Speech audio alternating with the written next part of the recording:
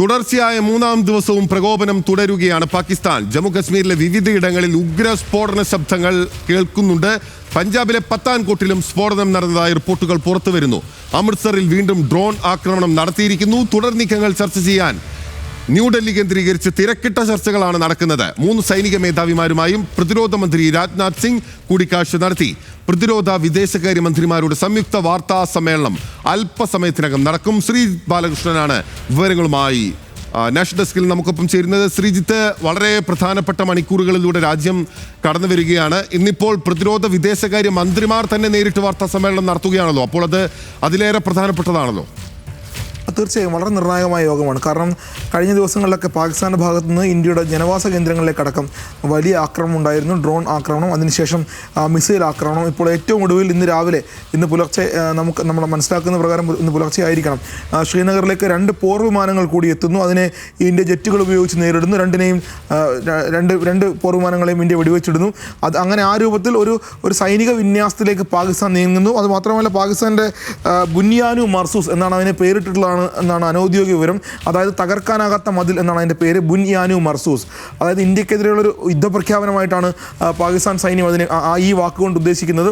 ഈ ബുനിയാനു മർസൂസ് എന്ന് പറയുന്നത് ഇന്ത്യയിലേക്ക് ഏത് സമയവും ഏത് തരത്തിലും ആക്രമണം നടത്താൻ പാകിസ്ഥാൻ സൈന്യം സജ്ജമാണ് എന്നൊരു പേരാണ് ഇട്ടിട്ടുള്ളത്. ആ രൂപത്തിൽ അങ്ങനെയാണെങ്കിൽ പാകിസ്ഥാൻ്റെ ഭാഗത്തു നിന്നുണ്ടാകുന്ന ആ നീക്കത്തെ ഇന്ത്യ ഗൗരവത്തോടെ കാണുന്നു. അതുകൊണ്ട് തന്നെയാണ് ഇപ്പോൾ ഇന്ന് അടിയന്തരമായി, അതായത് ബിനിൽ ഇന്ന് രാവിലെ പുലർച്ചെ 5:45 ഉന്നത സൈനിക ഉദ്യോഗസ്ഥർ, അതായത് നമുക്കറിയാം കഴിഞ്ഞ ദിവസങ്ങളിലൊക്കെ ഉന്നത സൈനിക ഉദ്യോഗസ്ഥരായിരുന്നു മാധ്യമങ്ങളെ കാണുകയും കാര്യങ്ങൾ വിശദീകരിക്കുകയും ചെയ്തിരുന്നു. ഒപ്പം വിദേശകാര്യ സെക്രട്ടറി വിക്രം സിംഗ് ഉണ്ടാകാറുണ്ട്. പക്ഷേ ഇന്ന് രാവിലെ 5:45 അതിൽ നിന്ന് വിഭിന്നമായി ആ വാർത്താ സമ്മേളനം റദ്ദാക്കുന്നു. പകരം കേന്ദ്രമന്ത്രിമാർ, അതും പ്രതിരോധ ആഭ്യന്തര മന്ത്രിമാർ മാധ്യമങ്ങളെ കാണുന്നു എന്നൊരു വിവരമാണ് പുറത്തു വരുന്നത്. അതൊരു പക്ഷേ കുറച്ചുകൂടി കാര്യങ്ങൾ ഗൗരവമുള്ളതാണ്. അല്ലെങ്കിൽ രാജ്യം നേരിടാൻ പോകുന്ന ഒരു യുദ്ധസമാനമായ അന്തരീക്ഷം ഇരു രാജ്യങ്ങളും അല്ലെങ്കിൽ അതിർത്തിയിലുണ്ട്.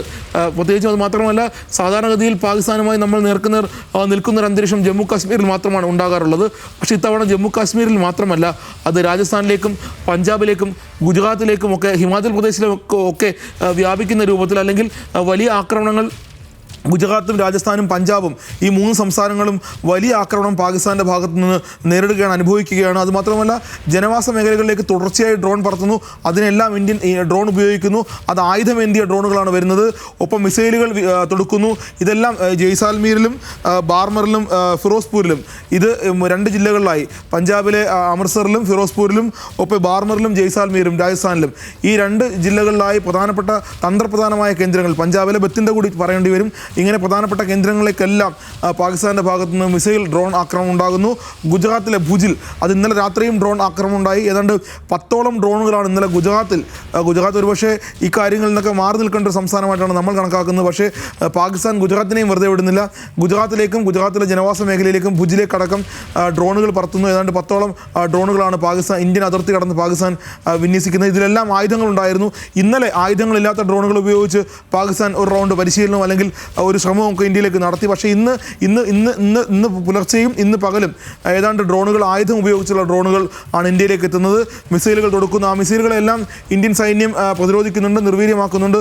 ആ ദൃശ്യങ്ങളാണ് ഇപ്പോൾ നമ്മൾ കാണുന്നത്. സൈന്യം അല്ലെങ്കിൽ പോലീസ് ഉദ്യോഗസ്ഥർ ഗ്രാമങ്ങളിൽ വീണ മിസൈലിൻ്റെയും ഡ്രോണുകളുടെയും അവശിഷ്ടങ്ങൾ പോലീസ് ഉദ്യോഗസ്ഥർ പരിശോധിക്കുന്നു. ഇങ്ങനെ നമ്മളുടെ ഗ്രാമങ്ങളെ, നമ്മളുടെ പല സംസ്ഥാനങ്ങളെ ഭീതിയിലാക്കുന്ന ഒരു അന്തരീക്ഷം പാകിസ്ഥാൻ സൃഷ്ടിക്കുന്നു. ഏതാണ്ട് യുദ്ധസമാനമായ അന്തരീക്ഷം ഞാൻ നേരത്തെ പറഞ്ഞതുപോലെ ബുനിയാനു മർസൂസ് ആണ് പാകിസ്ഥാൻ്റെ ഭാഷയിൽ പറഞ്ഞാൽ.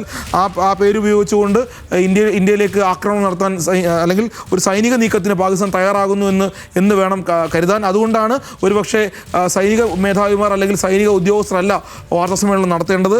ഇനി ഇത് കുറച്ചും കൂടി കാര്യമായി സർക്കാർ കൈകാര്യം ചെയ്യാൻ പോകുന്നു. കാരണം സർക്കാർ സൈന്യത്തിന് കൊടുത്തിരുന്ന സ്വാതന്ത്ര്യം എന്ന് പറയുന്നത് ഭീകരവാദത്തെ നേരിടാനും ഭീകരപ്രവർത്തനത്തെ പ്രതിരോധിക്കാനും അതിനെ തകർക്കാനും വേണ്ടിയായിരുന്നു. പക്ഷേ ഇപ്പോൾ ഭീകരപ്രവർത്തനം മാത്രമല്ല, പാകിസ്ഥാൻ സൈന്യം നേരിട്ട് ഇന്ത്യയിലേക്ക് ആക്രമണത്തിന് മുതിരുന്നു.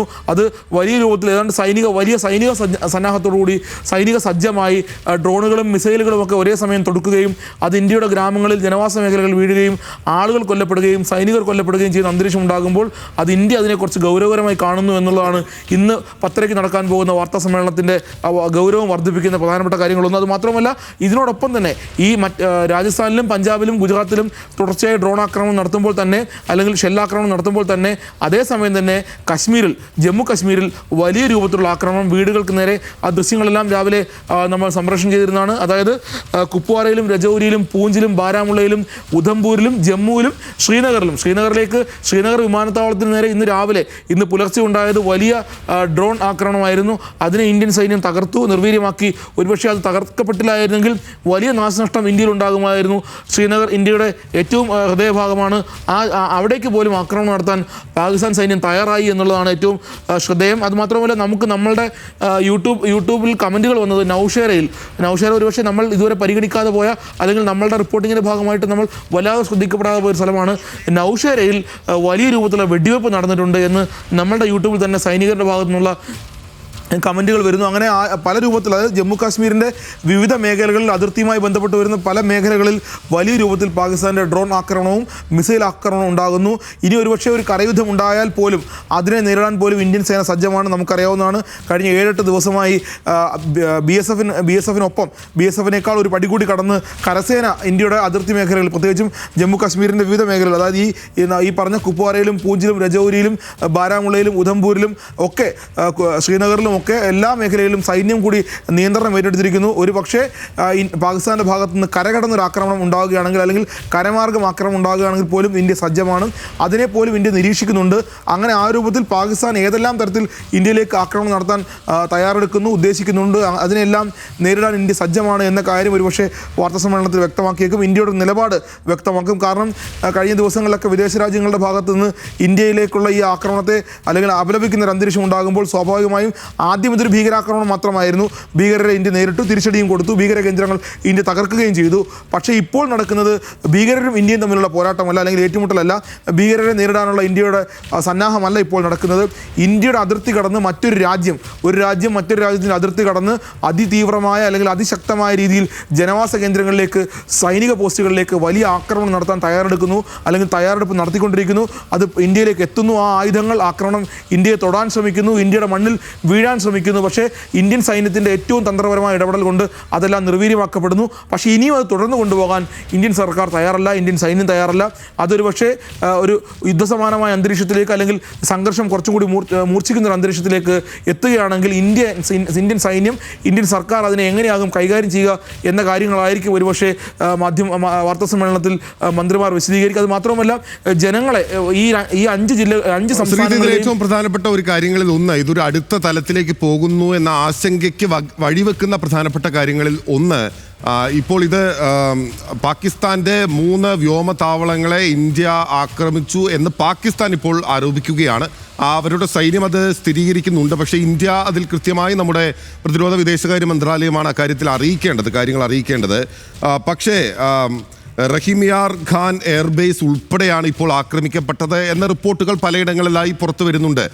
അങ്ങനെയെങ്കിൽ ഇതൊരു അടുത്ത തലത്തിലേക്ക് പോകും എന്ന ലോകത്തിൻ്റെ ആശങ്ക ശരിവെക്കപ്പെടുകയാണോ? കാരണം പാകിസ്ഥാൻ തുടർച്ചയായി ഇങ്ങനെ പ്രകോപനം നടത്തിക്കൊണ്ടേയിരിക്കുകയാണ്. എല്ലാ ദിവസവും ഈ വിധത്തിൽ രാത്രി പകലാക്കിക്കൊണ്ട് ഇന്ത്യൻ സൈന്യം അവിടെ കാവൽ നിൽക്കുകയാണ്. അതിർത്തിയിൽ നിൽക്കുന്ന സാധാരണക്കാരായ ആളുകൾ, നമ്മളെല്ലാം ഇന്ത്യയുടെ തെക്കേ അറ്റത്ത് വളരെ സുരക്ഷിതരായിരുന്നു കൊണ്ടാണ് ഈ കാര്യങ്ങളെല്ലാം തന്നെ നമ്മൾ നിരീക്ഷിക്കുന്നത്, അല്ലെങ്കിൽ പുറത്തേക്ക് വരുന്നത്. നമ്മുടെ റിപ്പോർട്ടർമാർ അവിടെ ഉണ്ടെങ്കിൽ പോലും. പക്ഷേ യഥാർത്ഥത്തിൽ അവിടെ കഴിയുന്ന ജനങ്ങളുടെ ആശങ്ക എന്ന് പറയുന്നത് നമുക്കൊന്നും ചിന്തിക്കാനാവാത്തതാണ്. അപ്പോൾ ഇതിനൊരു അന്ത്യം വേണം എന്ന് ഇന്ത്യ തീരുമാനിച്ചാൽ അതൊരു ലോകമാശങ്കപ്പെടുന്ന ഘട്ടത്തിലേക്ക് പോകുമോ? തീർച്ചയായും. അതിനകത്ത് ഇനി ഒരു കാര്യമുള്ളത്, ഇന്ത്യയിലേക്ക് നമ്മളീ പറഞ്ഞുകൊണ്ട് അതിൻ്റെ തുടർച്ചയെന്ന് വേണം, ഇന്ത്യയിലേക്ക് തുടർച്ചയായി ഡ്രോൺ ആക്രമണം, തുടർച്ചയായി മിസൈൽ ആക്രമണം, അതിർത്തി കടന്ന് പോർ വിമാനങ്ങൾ ഇന്ത്യയിലേക്ക് വരാൻ പോകുന്നൊരു അന്തരീക്ഷം, അതിനെ ഇന്ത്യ നേരിടുന്നു. ഇന്ത്യയുടെ ഫൈറ്റർ ജെറ്റുകൾ അതിനെ തടയുന്നു. ശ്രീനഗറിലേക്കായിരുന്നു അത്. അങ്ങനെ ഇന്ത്യയെ നേർക്കുനേർ ആക്രമിക്കാൻ പാകിസ്ഥാൻ സൈന്യം തയ്യാറാകുമ്പോഴാണ്, അല്ലെങ്കിൽ ഭീകരരുടെ പിന്തുണയോടുകൂടി പാകിസ്ഥാൻ തയ്യാറാകുമ്പോഴാണ് ഇന്ത്യ അതിന് തിരിച്ചടി കൊടുക്കാൻ, അല്ലെങ്കിൽ തിരിച്ചടിയല്ല, ഇന്ത്യയുടെ പ്രതിരോധമായിരുന്നത്. ആ പ്രതിരോധമാണ് ഇപ്പോൾ സംഭവിച്ചുകൊണ്ടിരിക്കുന്നത്. അതായത് ഞാൻ ആ പേരുകളൊന്നും കൂടി ആവർത്തിക്കാം. നൂർഖാൻ, അത് റാവൽപിണ്ടിയിലെ ഏറ്റവും സുപ്രധാനമായ പാകിസ്ഥാൻ്റെ എയർബേസാണ്. അത് ഒരു VVIP ക്യാമ്പാണ്. VVIPകൾക്ക് അവിടെ നിന്നാണ് പാകിസ്ഥാൻ ആ ക്യാമ്പിൽ നിന്നാണ്, എയർബേസിൽ നിന്നാണ് VVIPകൾ, അതായത് സൈനിക മേധാവിമാർ, സൈനിക തലത്തിലെ ഉന്നത ഉദ്യോഗസ്ഥർ, പ്രധാനപ്പെട്ട മന്ത്രിമാർ, പ്രധാനമന്ത്രിമാരെല്ലാം പലതരത്തിൽ ഉപയോഗിക്കുന്ന ഒരു എയർബേസാണത്. നമുക്കറിയാം. ആ നൂർഖാനാണ് റാവൽപിണ്ടി. ആ റാവൽപിണ്ടിക്ക് അടുത്താണ്. റാവൽപിണ്ടി പാകിസ്ഥാനിലെ ഏറ്റവും പ്രധാനപ്പെട്ട കേന്ദ്രങ്ങളിലൊന്നാണ്. ഇന്ത്യയുടെ മുംബൈ എല്ലാം പോലെ പ്രധാനപ്പെട്ട കേന്ദ്രങ്ങളിലൊന്നാണ്. അവിടെ സ്ഫോടനം ഉണ്ടാകുന്നു. ആ സ്ഫോടനം സ്ഥിരീകരിക്കുന്നു. രണ്ടാമത് മുറിദ് എന്ന് പറയുന്നത് മറ്റൊരു ഈ റാവൽപിണ്ടിയിലെ നൂർഖാൻ പോലെ തന്നെ ഏറ്റവും സുപ്രധാനമാണ്. അതൊരു പക്ഷേ ലാഹോറിനോട് ചേർന്നുള്ള വളരെ അടുത്ത പ്രദേശമാണ്. ഇസ്ലാമാബാദിനോട് ചേർന്നുള്ള ഒരു പ്രദേശമാണ് മുറിദ് എന്ന് പറയുന്നത്. അതൊരു വിമാനത്താവളമാണ്, സൈനിക കേന്ദ്രമാണ്, എയർബേസ് ആണ്, അവരുടെ എയർഫോഴ്സിൻ്റെ കേന്ദ്രമാണ്. മറ്റൊന്ന് റാഫിക്കി. ഈ മൂന്ന് കേന്ദ്രങ്ങളാണ് സ്ഫോടനം ഉണ്ടായതായിട്ട് പാകിസ്ഥാൻ സൈന്യം സ്ഥിരീകരിക്കുന്നത് പറയുന്നത്. ഈ സ്ഫോടനം സ്വാഭാവികമായും പാകിസ്ഥാനകത്ത് സ്ഫോടനം ഉണ്ടാകണമെങ്കിൽ അതെന്തായാലും അല്ലെങ്കിൽ ആരെങ്കിലും തീവ്രവാദ സംഘടനകൾ ഏറ്റെടുക്കണം. ഇതുവരെ ആരും ഏറ്റെടുത്തിട്ടില്ല.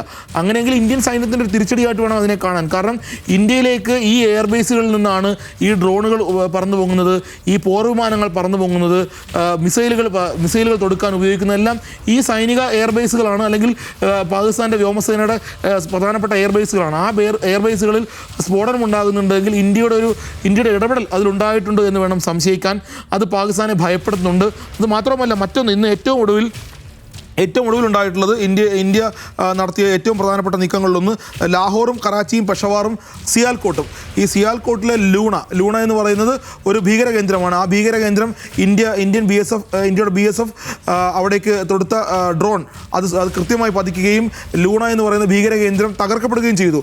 അങ്ങനെ കൂടി ചിന്തിക്കുമ്പോൾ അത് ലോഞ്ച് പാഡ് മീൻസ് അവിടെ നിന്നാണ്, ആ ലോഞ്ച് പാഡിൽ നിന്നാണ് ഡ്രോണുകൾ ഉയരുന്നത്, മിസൈലുകൾ ഉയരുന്നത്. വേണമെങ്കിൽ സൈനിക വിമാനങ്ങൾക്കും പറന്നുയരാം. അത് ഭീകര കേന്ദ്രമാണ് എന്നുള്ളതാണ് അതിൻ്റെ കൗതുകം. അപ്പോൾ ഈ ഭീകരരും പാക് സൈന്യവും ഒക്കെ ചേർന്നുള്ള ഒരു പരിപാടിയാണ് നടക്കുന്നത്. അതിനെയാണ് ഇപ്പോൾ ഇന്ത്യൻ സൈന്യം അല്ലെങ്കിൽ അവിടേക്കാണ് ആക്രമണം നടത്തുന്നത്.